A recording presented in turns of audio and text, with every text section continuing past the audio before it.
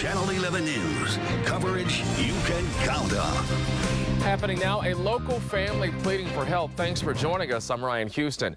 A young woman from Fayette County is in the hospital in Arizona, and she needs to get on the organ transplant list. Channel 11's Gabriela DeLuca talked to her family about the hike that changed her life forever.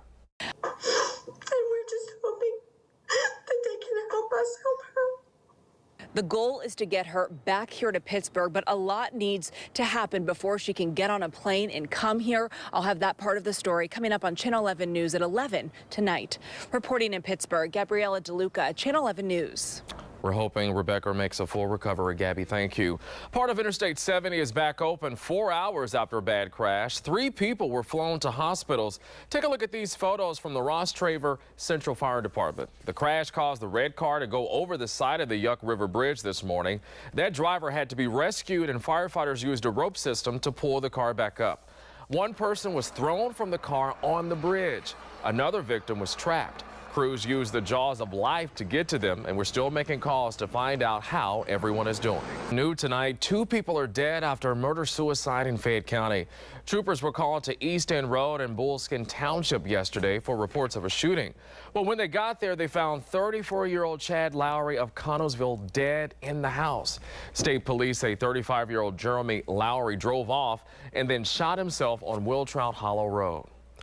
Developing now, a man shot during a home invasion in Reserve Township. Neighbors were really surprised to hear about this one. Channel 11's Lori Hoy has the latest on the investigation. Lori Hoy, Channel 11 News. People living in McKeesport's lower 10th Ward are still being told not to use their tap water. The Municipal Authority of Westmoreland County was very busy overnight replacing a piece of pipe so they can continue flushing water lines today. The MAWC says the water was possibly contaminated with firefighting foam while emergency crews battled a fire on Friday night. Officials say those chemicals cannot be removed by boiling, freezing, or letting the water stand. Around 500 customers got an automated phone call about this. So if you need water, water buffaloes are set up on Atlantic Avenue at the sewage plant and R&W Oil. New details after a shooting last night outside the Washington Nationals game. Police have released this photo of a car that was possibly involved. Right now, they're trying to track it down. Well, people in 2 cars opened fire last night, sending people in the stadium running. 3 people were hurt, including a young woman who was not involved in the shooting, but was just trying to leave the game. So far, 2 suspects are behind bars, and the other car was found.